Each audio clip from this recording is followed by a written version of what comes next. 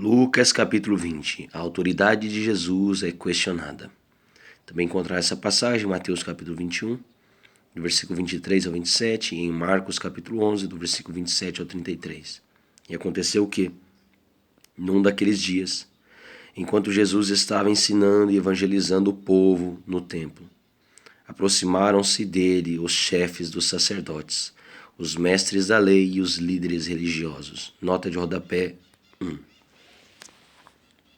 Jesus começa um longo dia de controvérsias, terça-feira da paixão, sem perder seu ânimo e seu objetivo maior, salvar todos os que nele crescem. João capítulo 1, do versículo 12 ao versículo 14. Ainda que esse esforço o levasse ao martírio. No domingo, Jesus havia entrado em Jerusalém sobre aclamação do povo em procissão. Na segunda-feira, expulsou os vendilhões do templo. Marcos capítulo 11, do versículo 19, versículo 20, versículo 27 ao 33. Agora, os líderes dos três mais importantes grupos religiosos e políticos de Israel, sacerdotes, escribas e os anciãos, os maiorais do povo, e que faziam parte do Sinédrio, a Assembleia Governante do povo judeu, mobilizavam todas as forças na tentativa de pegar Jesus em flagrante delito de desrespeito, blasfêmia ou heresia quanto ao ensino das Escrituras. Esse seria o pretexto ideal para levá-lo a um sumário julgamento seguido de execução. E o questionaram nestes termos: dizei-nos, com que autoridade procedes como tens feito? Ou melhor, quem te deu tal autoridade? Jesus se expôs perigosamente quando, de forma violenta, censurou as atitudes das pessoas que, em parceria com os sacerdotes e líderes do Sinédrio, usavam o espaço do templo para negociar os animais, muitos com defeito e doentes, destinados a ofertas e sacrifícios. Uma atitude dessas só poderia ser tomada por alguém com a autoridade de um líder maior do Sinédrio ou pelo próprio Messias. Além de desafiar a autoridade dos principais líderes judaicos da época, Jesus também estava prejudicando os lucros monetários advindos dessa operação sinistra. As autoridades judaicas constituídas da época já haviam inquirido João Batista sobre sua autoridade profética. João capítulo 1, versículo 19 ao versículo 25. E ao próprio Jesus, no começo do seu ministério. João capítulo 2, do versículo 18 ao 22. Agora, entretanto, eles tinham que fazer algo rápido para desacreditar Jesus aos olhos do povo que o amava e exaltava como Messias. Um meio seria apresentá-lo como um revolucionário radical e descontrolado, o que chamaria a atenção imediata de Roma. Replicou-lhes Jesus: da mesma forma eu vos questionarei, dizei-me, o batismo de João tinha autorização do céu ou dos seres humanos? Diante disso, eles discutiam entre si: se afirmarmos do céu, ele nos indagará, então por qual motivo não acreditastes nele? Por outro lado, se respondermos dos seres humanos, todos os povos nos apedrejará, pois estão convictos de que João era profeta. Por fim, alegaram que não sabiam. Então Jesus lhe respondeu: pois nem eu vos digo com que autoridade faço o que faço. A parábola dos vinicultores maus, também encontrar essa passagem em Mateus capítulo 21, do versículo 33 ao 46, Marcos capítulo 12, do versículo 1 ao 12. Em seguida, passou Jesus a expor ao povo esta parábola. Certo homem plantou uma vinha, arredou-a para alguns vinicultores e saiu de viagem por longo tempo. Nota de rodapé 3. Essa parábola é ampla e profunda em significados, como a maior parte do ensino do Senhor. A história nos faz pensar sobre Isaías capítulo 5, do versículo 1 ao 7. A vinha refere-se a Israel. Tem implicações messiânicas ao mesmo tempo em que é uma profecia sobre a paixão de Cristo. Os servos que foram enviados aos vinicultores, trabalhadores especializados no cultivo e beneficiamento da uva em larga escala, representam todos os profetas que Deus enviou no passado. Neemias capítulo 9, versículo 26. Jeremias capítulo 7, versículo 25 e versículo 26. Jeremias capítulo 25, do versículo 4 ao versículo 7. Amós capítulo 3, versículo 7. Mateus capítulo 23, versículo 24. Atos capítulo 7, versículo 52. Hebreus capítulo 11, versículo 36 ao 38. Como normalmente ocorre nos contratos de meeiros, parte da renda obtida com a produção da safra deve ser encaminhada ao dono da propriedade. Jesus usa essa metáfora para explicar a expectativa de Deus em relação à nossa produção espiritual e nos alerta quanto aos dias de hoje. Vivemos na época da graça, quando Jesus Cristo viajou para terras distantes, mas voltará a qualquer momento para acertar as contas com seus vinicultores. Somos alertados a não ter a mesma atitude dos judeus. Mateus capítulo 25, Lucas capítulo 12, versículo 35, Lucas capítulo 19, versículo 11.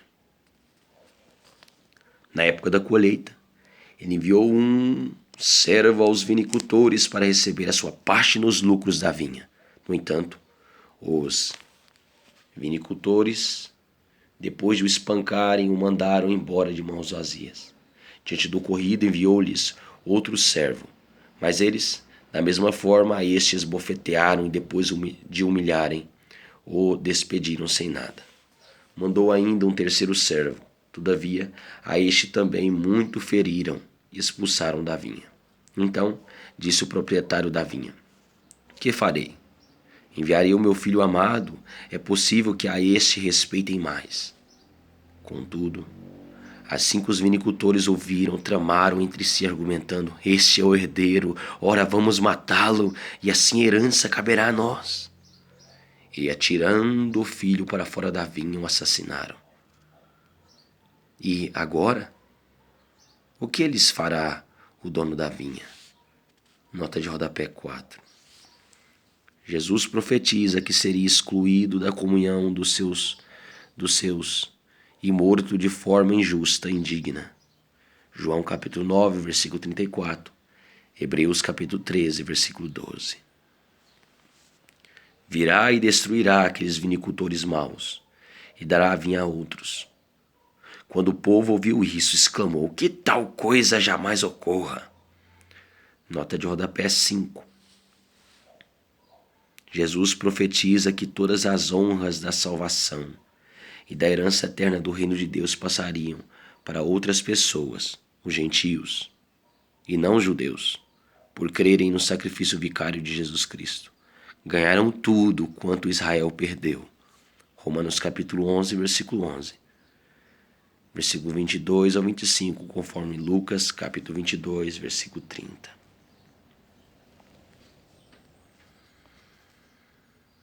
Porém, Jesus olhou bem nos olhos de cada pessoa e indagou: então, qual é o significado do que está escrito? A pedra que os construtores rejeitaram, esta veio a ser a principal pedra angular.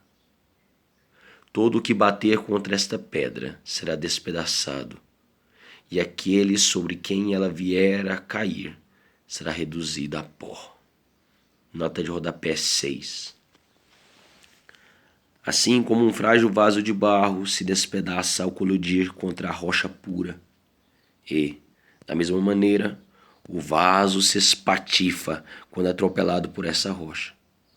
Assim virá o juízo sobre os que se opõem ao Evangelho e sobre aqueles que de Jesus, o Messias, tentam se afastar. Isaías capítulo 8, versículo 14, de acordo com Daniel capítulo 2, versículo 34, versículo 35, versículo 44. Lucas capítulo 2, versículo 34. Jesus cita Salmo 118, que foi cantado por ocasião do término da reconstrução dos muros em Jerusalém em 444 a.C. O verso 22 desse salmo refere-se à volta de Israel à Palestina e término da reconstrução dos muros de Jerusalém em 444 a.C. O verso 22 desse salmo refere-se à volta de Israel à Palestina e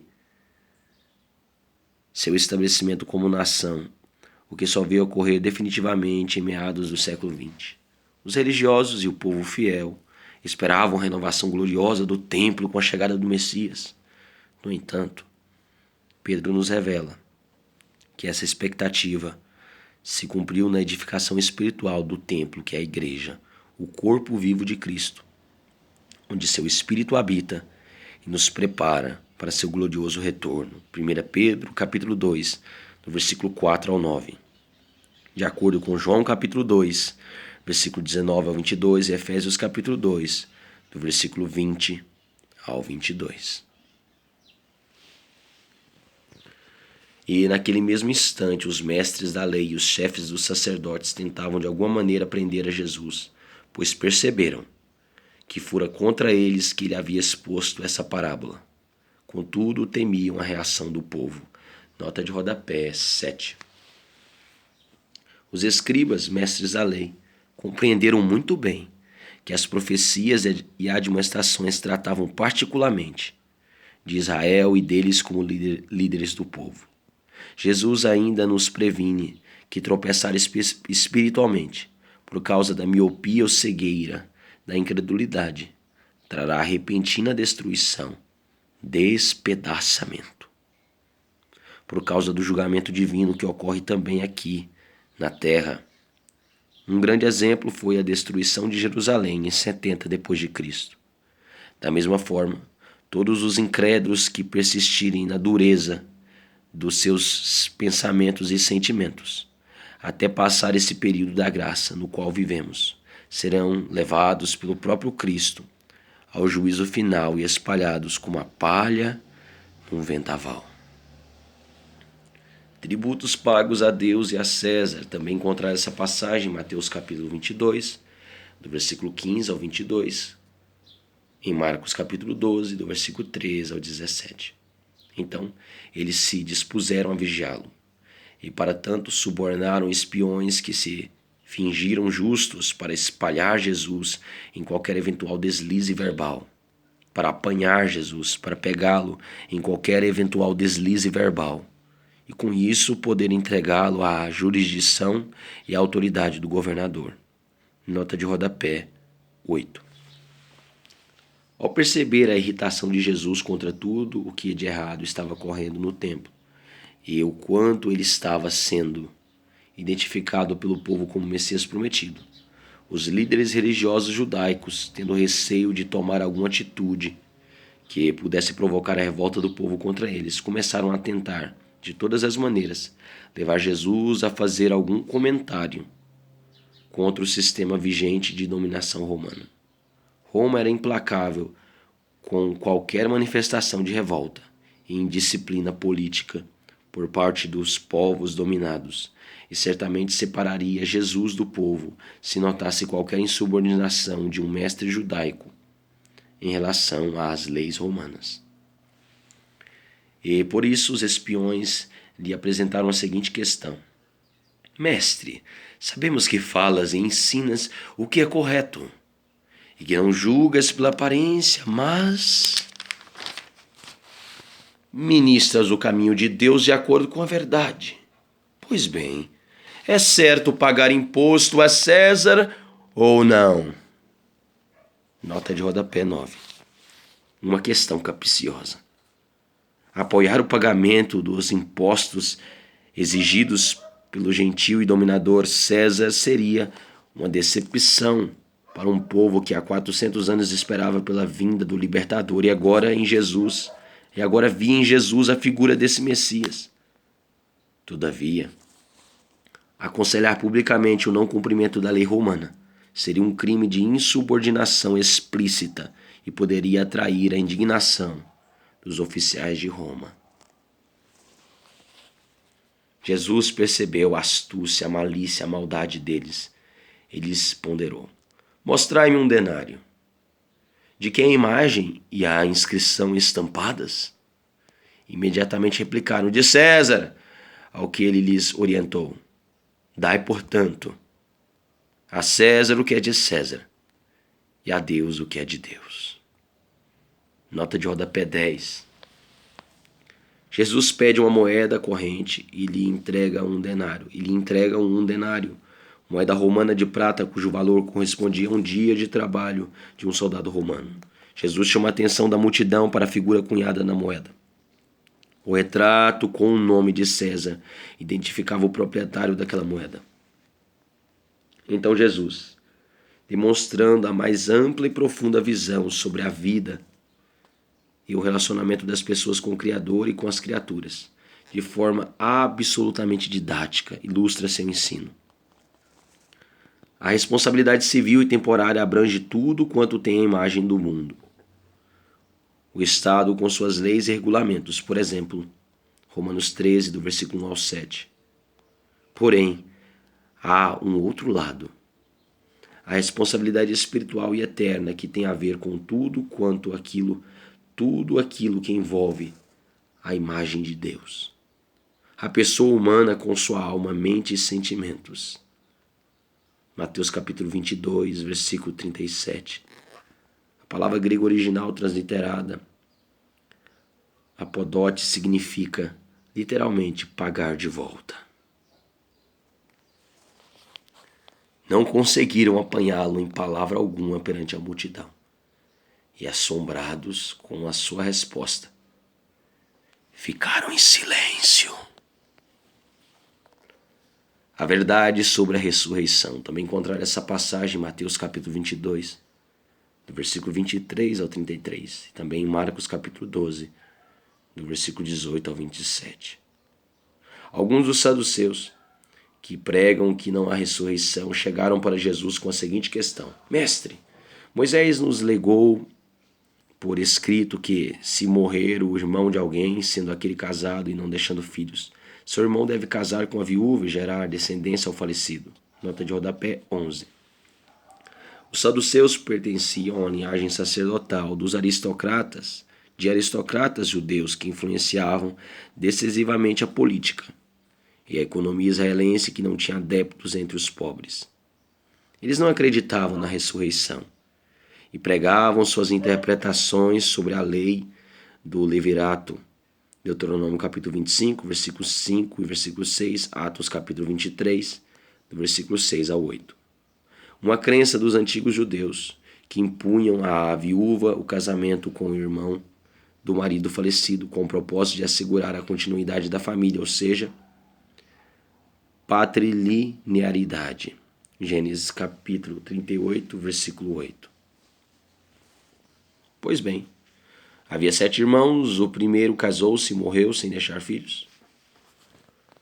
O segundo e o terceiro, e mais tarde os demais da mesma forma, casaram-se com ela, e morreram 7 sucessivamente, sem deixar nenhum filho. Finalmente faleceu também a mulher. Na ressurreição, de quem ela será esposa, visto que os 7 foram casados com ela?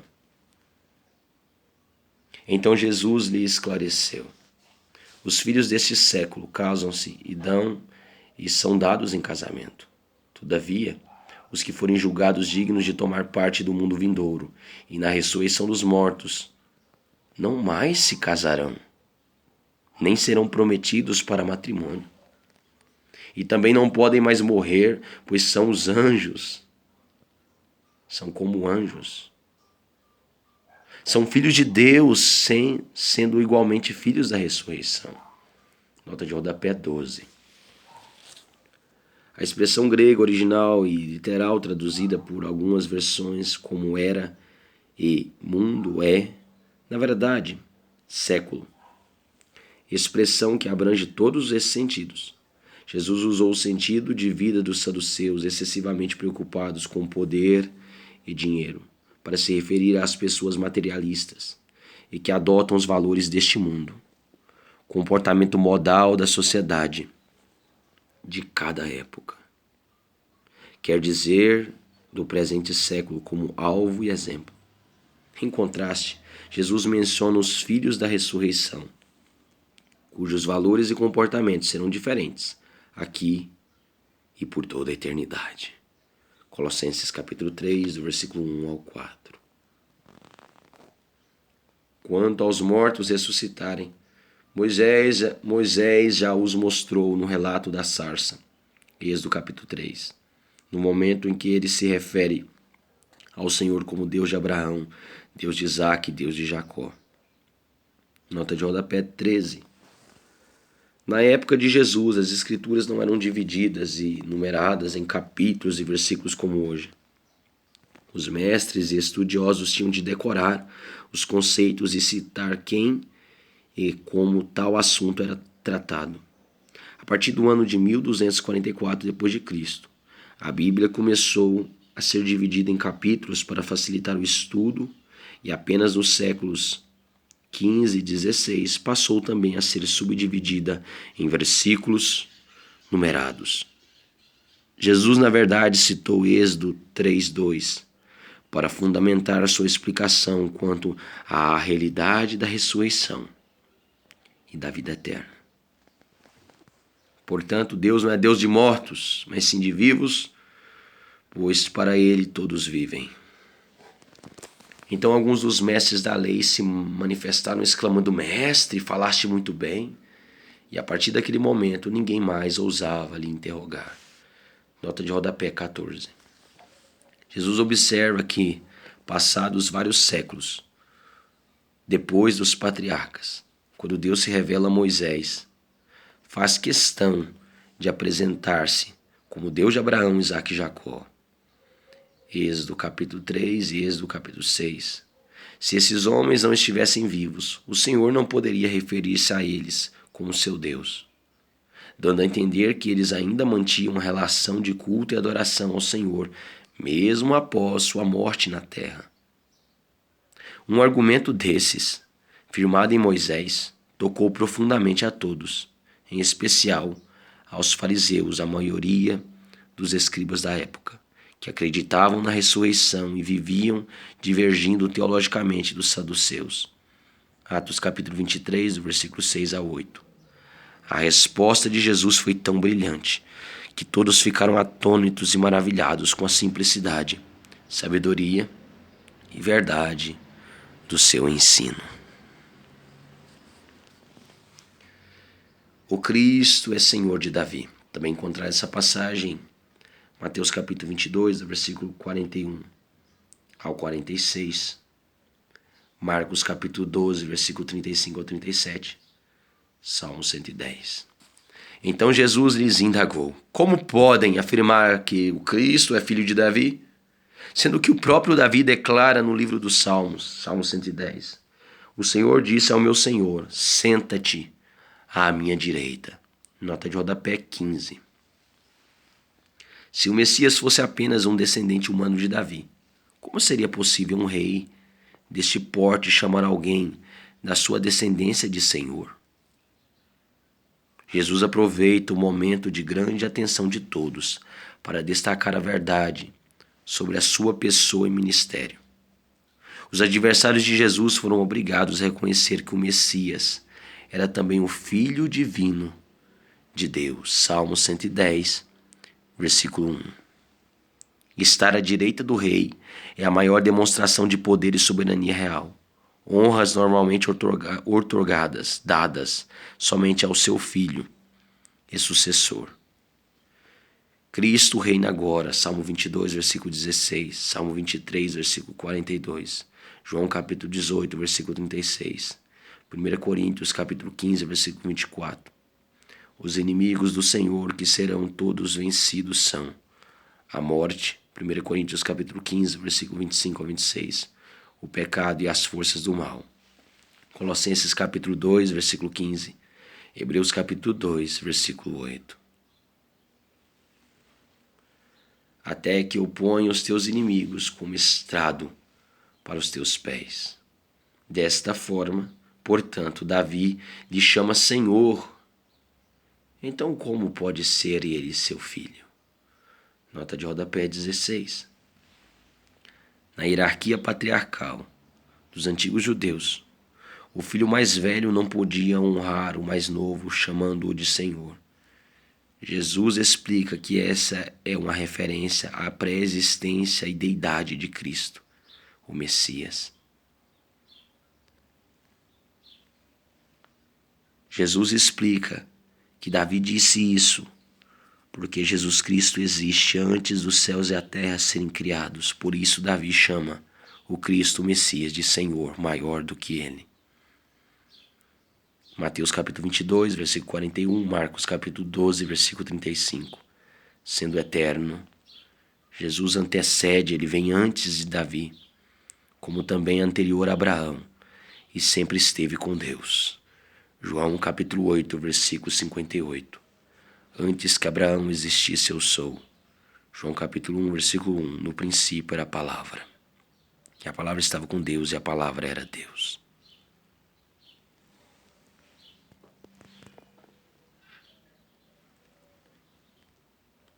Jesus previne aos seus discípulos. Também encontrar essa passagem em Mateus 23, do versículo 1 ao 12, Marcos capítulo 12, do versículo 38 ao 40. E estando todo o povo a ouvi-lo, Jesus advertiu aos seus discípulos: tende cuidado com os mestres da lei,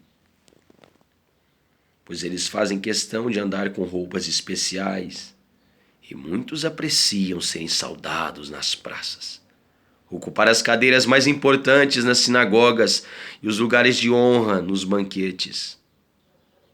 Contudo, eles devoram as casas das viúvas e, para não dar na vista, fazem longas orações.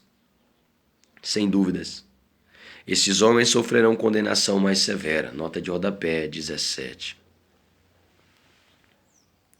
Os escribas, mestres da lei que viviam da oferta do povo,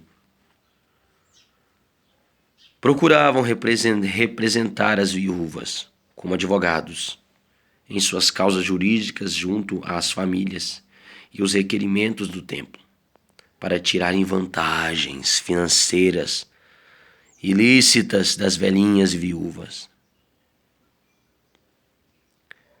Lucas capítulo 12, versículo 47, versículo 48. A vida religiosa não os faz mais humildes, não os fazia mais humildes, nem tampouco leais e verdadeiros. A importância do cargo que representavam, a cultura que ostentavam e o louvor das multidões, ao longo de séculos sem submissão verdadeira à palavra, os havia transformado em pessoas avarentas, arrogantes, egoístas, fraudulentas e, portanto, hipócritas religiosos. A advertência de Jesus é clara e assustadora também para os nossos dias.